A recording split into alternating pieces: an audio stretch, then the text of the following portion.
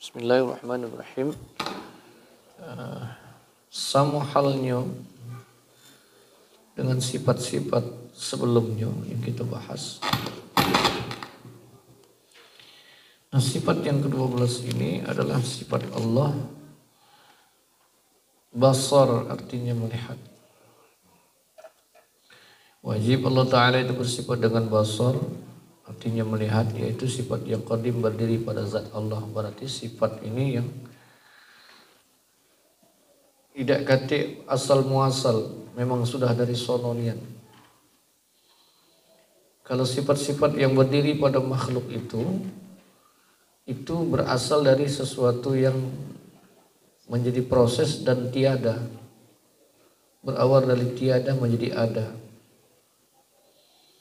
Seperti makhluk, seperti kita manusia, sifat-sifat bisa melihat, mendengar, berkata, itu berawal dari tiada.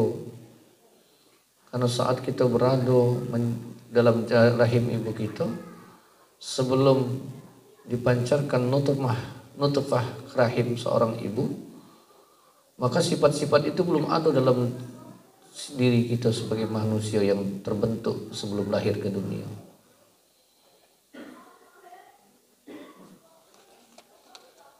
Bahkan ketika seorang bayi yang baru lahir sekalipun, sifat-sifat yang ada dalam dirinya itu seperti melihat, mendengar dan lain itu belum sempurna.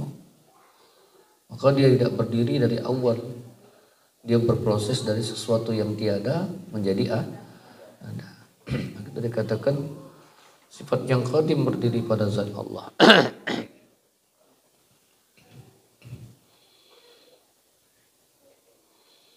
Yang terang dengannya, maksudnya dengan sifat basar tadi, segala yang mawujud, segala yang ada, maka dalam penglihatan Allah tiadalah yang gaib daripada penglihatan Allah, meski yang lebih halus sekalipun. Maka Allah Subhanahu wa taala mempunyai sifat melihat itu, tidak ada yang gaib dari penglihatan Allah. Segala yang mawujud itu dalam penglihatan Allah, meski hal yang lebih halus sekalipun. Sementara sifat makhluk itu penglihatannya ada keterbatasan.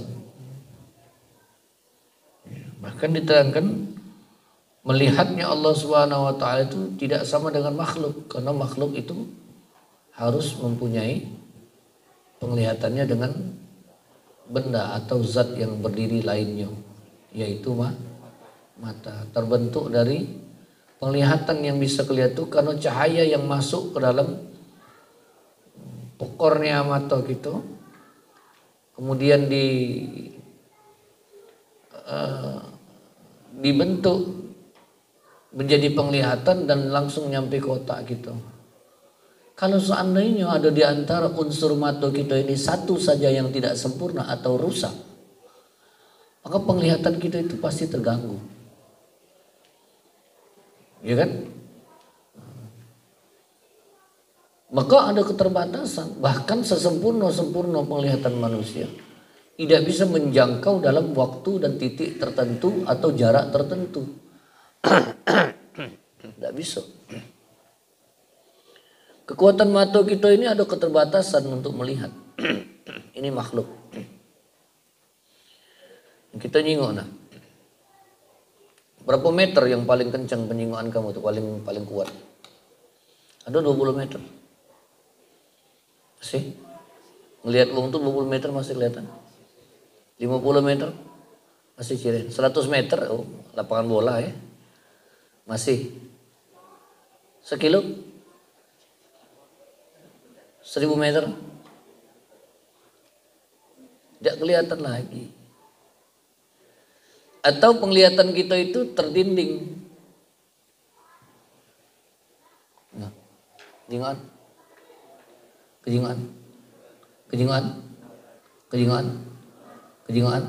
Apa yang kamu jingan? Spidol, kejingan. Nah, itu. Insulap kan? Ada kejingan kan? Hilang kan? Terbatas tak?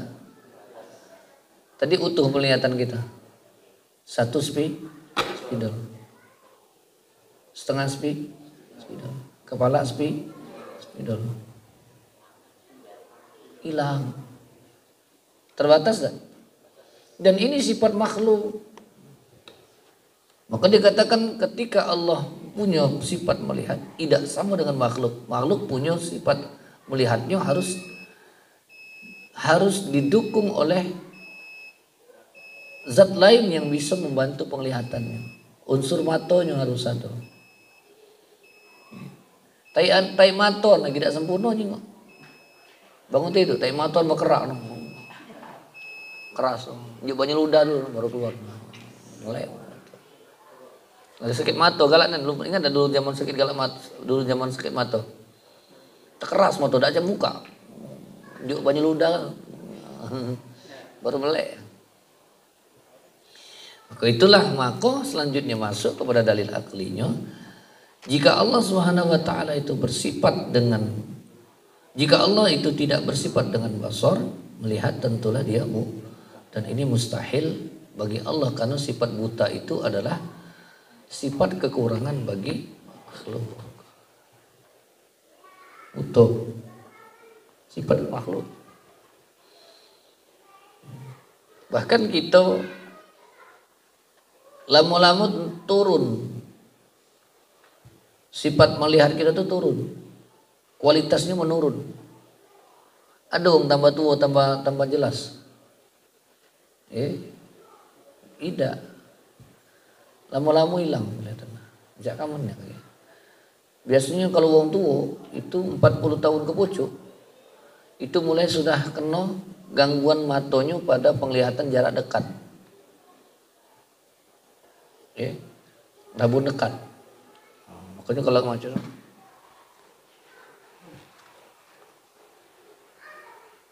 itu 40 tahun. Faktor U utang. Kalau ada utang mending kepala lain penyingoan. Faktor usia atau manu'ammiruhu nakisu fil khalqi afala yaqilun. Dicabut Allah menyatakan. Guyur gitu. Dan ini mustahil. Lah wong kalau yang nak disembah yang kuasa itu punya sifat kekurangan sama dengan makhluk, bagaimana mungkin bisa dikatakan kuasa? Kita baik nak nyingok wong kuasa itu harus punya kriteria kan? Penguasa, pemimpin harus punya kriteria. Secara jasmani dia sehat, penyakitan saro gitu. Milih pemimpin penyakitan. Berjalan lagi saro misalnya. Makanya sehat jasmani dan rohani. Kemudian lagi nak kita jadi kepemimpin, apalagi nak jadi sembahan, nak jadi kepemimpin harus pintar, membengak,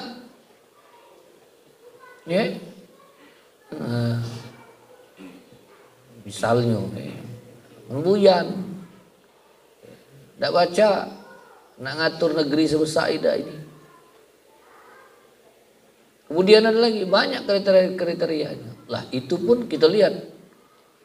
Bukunya jelas. Visi-misi jelas.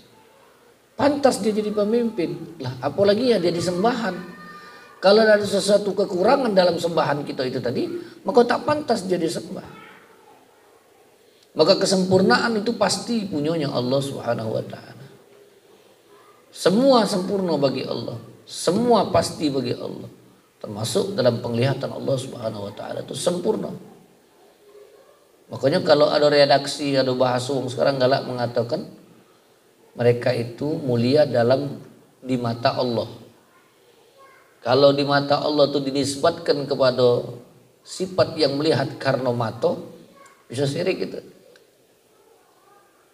Kalau dikembalikan sifat melihat tadi karena mata, maka lebih elok kalau ngomong hati-hati. Jangan melihat dengan bahasanya di mata Allah. Lebih eloklah kita dengan bahasa dalam pandangan Allah. Karena Allah tidak memandang dengan mata. Dan yang bahasa mata itu harus hati-hati redaksi. Mata bahasa Arabnya ainun. Ainun, mata. Nah penjinguan tadi dengan mato, ainun tadi. Jadi kalau dengan mato, ya kita makhluk. Misalnya di mato Syawal, dia itu di mata Syawal sempurna. Iya. Tak ada kekurangan pada dirinya. Itu yang membuat diriku menjadi terkesima.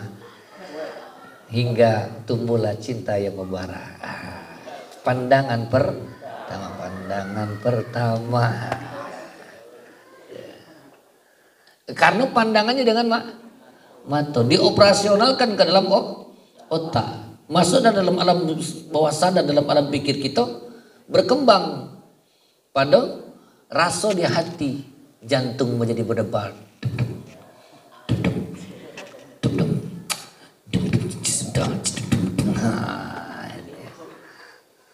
Debar. Nyua genteng rumahnya lah debar. Karena berproses dari pandangan batu. Nah kalau bahasa itu dinisbatkan kepada makhluk, bahwa misalnya dalam pandangan Davi dia itu wong yang tidak benar misalnya, itu lebih halus. Kalau kita pakai bahasa lagi, Randi pun di mata Randi bahwa Davi itu adalah Dandi. Di mata Dandi, Davi itu adalah besti yang setia. Salah. Boleh tak kalimat itu? Boleh, karena dinisbatkan dengan pandangan mata. Tapi jikalau kita menisbatkan itu, ketika kita pakai redaksi ini, dalam mata Allah, di mata Allah dia itu lebih mulia. Kalau bahasa itu. Sering kan dengar? Galak sering kan? Cak kepakaman. Iya, dia itu di mata Allah meskipun dalam pandangan manusia biasa. Tapi di mata Allah dia itu menjadi orang yang lebih mulia. Udah bisa. Ya. Terbalik mesti. Iya kan? Di mata manusia dia itu biasa, tapi dalam pandangan Allah dia punya derajat yang tinggi di sisinya. Oke. Nah itu. Tapi yang tidak sepaham juga tidak apa-apa. Kalau aku secara pribadi itu memandang kurang elok rasanya. Ada lebih depan lagi, lebih kasar, lebih tegas lagi, bahwa kalimat itu tidak tepat untuk menyatakan Allah itu melihat dengan mata, karena ini mustahil, tidak sama dengan makhluk. Makanya kesempurnaan itu dari penglihatan Allah tidak menggunakan zat lain. Tidak ada sebab melihat tadi, tidak ada perantara melihat tadi, maka pasti sempurna. Tapi tatkala segala sesuatu termasuk penglihatan dengan perantara, unsur mata yang ada pada setiap makhluk, maka keterbatasan ada dan kekurangan pasti banyak, dan kekurangan ini mustahil bagi apa? Bagi Allah. Itu dalil aklinya. Maka logislah ajaran agama ini logis. Sampailah kita kepada pengenalan sifat Allah yang dalam telusuran logika manusia, dan pasti itu ada kebenaran di dalamnya. Dan kemustahilan berdiri pada logika manusia saat memandang kelemahan yang terjadi yang dinisbatkan kepada Allah, zat yang maha kuasa, termasuk dalam sifat melihatnya. Itu ya. Dan dalil aklinya, innallaha sami'un basir. Sesungguhnya dia Allah maha mendengar lagi maha melihat. Dia Allah sungguh, sesungguhnya, sungguh-sungguh, innallaha sungguh-sungguh. Ya. Sungguhnya Allah sami'un, maha mendengar, basirun, maha melihat. Jadi dalam pengawasan Allah tidak dibatasi oleh dinding, tidak ada sesuatu yang luput dari pandangan Allah. Semua maujud dalam pandangan Allah, dan tidak ada yang gaib dalam pandangan Allah.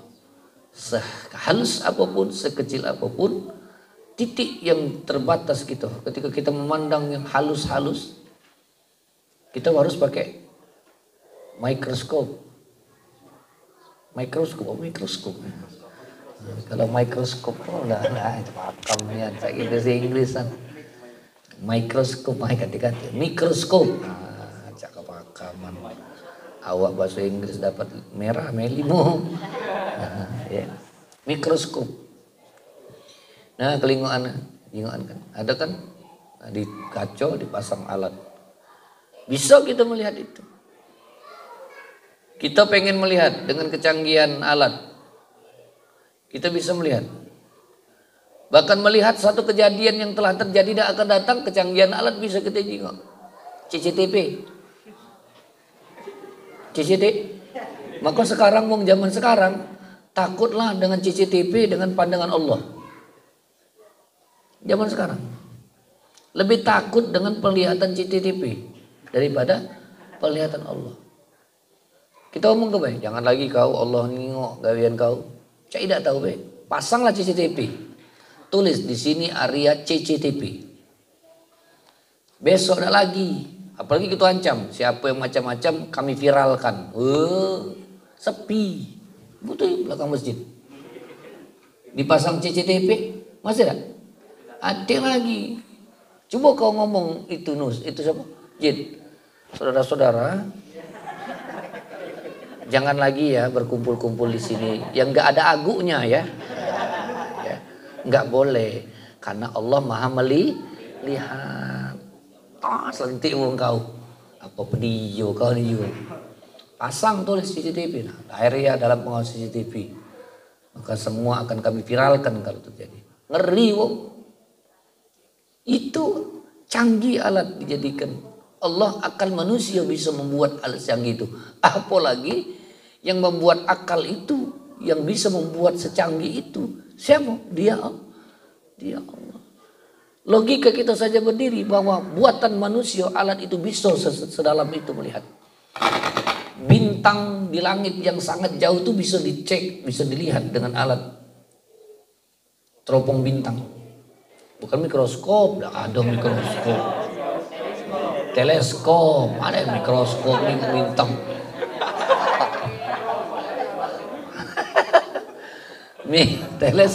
Teleskop. Iya.